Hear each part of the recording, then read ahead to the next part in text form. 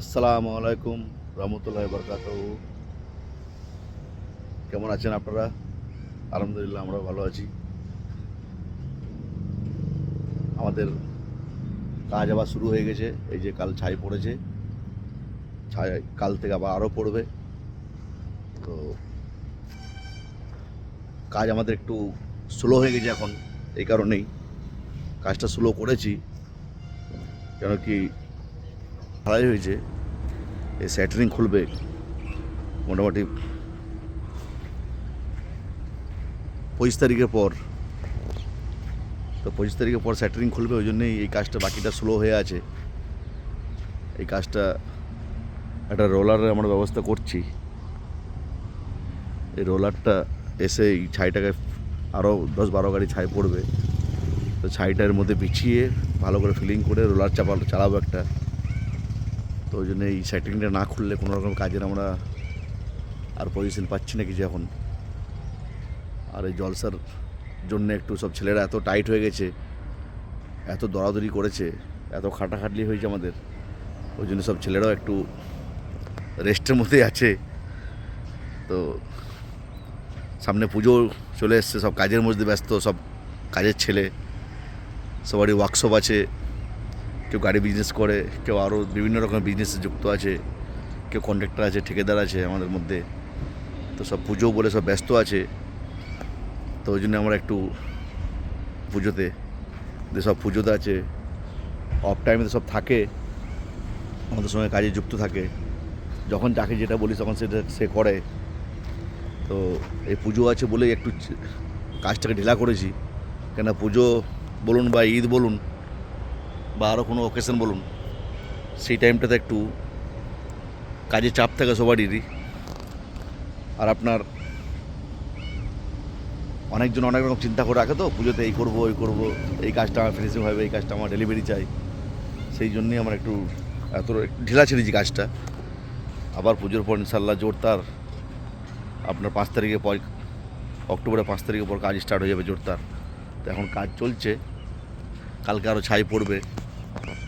এই ছাই কালকে ছাই পড়ে যাক গাড়ি। তো আলহামদুলিল্লাহ আপনারা যেরকম পাশে আছেন, পাশে থাকবেন। আমি রিকোয়েস্ট করবো আপনাদেরকে, আপনারা আসুন, নিজেরা একটু দেখুন কাজটাকে কীরকম কাজ হচ্ছে। যদি আপনাদের মনে হয় যে হ্যাঁ এটা এরকম করলে ভালো হবে, সেটা বলুন।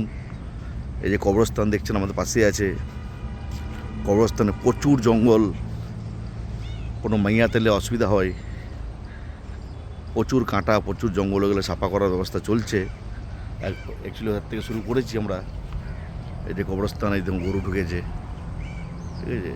তো চারিদিকে গেট খোলা আছে, ওপেন আছে এখন, সেগুলো একটু কাজ করতে হবে। এই জঙ্গল পরিষ্কার হবে এবার।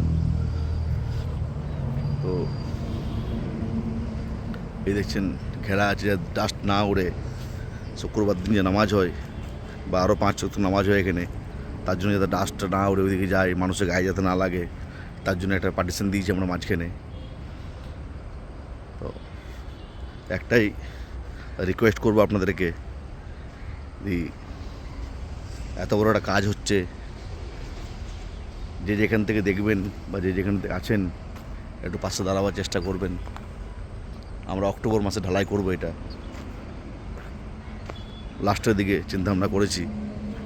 ওয়ালাইকুম সালাম। এই যে আমাদের ইমাম সাহেব আছেন এখানে, এই যে এই ইমাম সাহেবের অনেক অবদান এই কাজটার পেছনে।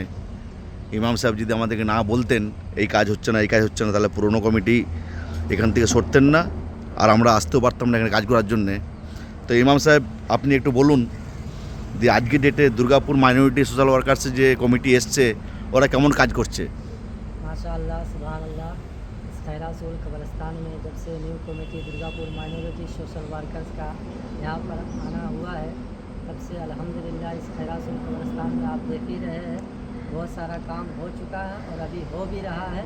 आप हजरात से गुजारिश है कि आप हजरात भी इस जगह के लिए अपना वक्त दें, टाइम दें और इन लोगों के हक़ में दुआ फरमाए। आमीन। আলহামদুলিল্লাহ, শুনলেন আপনারা হাফেজ সাহেবের মুখ থেকে আগের কমিটি কী করেছে আর এখনকার দুর্গাপুর মাইনরিটি সোশ্যাল ওয়ার্কার্স যে কমিটি আছে, যে পরিচালনা করছে, তারা কীরকম কাজ করছে। অক্টোবর মাসে আমরা ঢালাইয়ের চিন্তা ভাবনা নিয়েছি। তো আলহামদুলিল্লাহ আপনারা পাশে থাকবেন, এই বলেই আমি রাখলাম।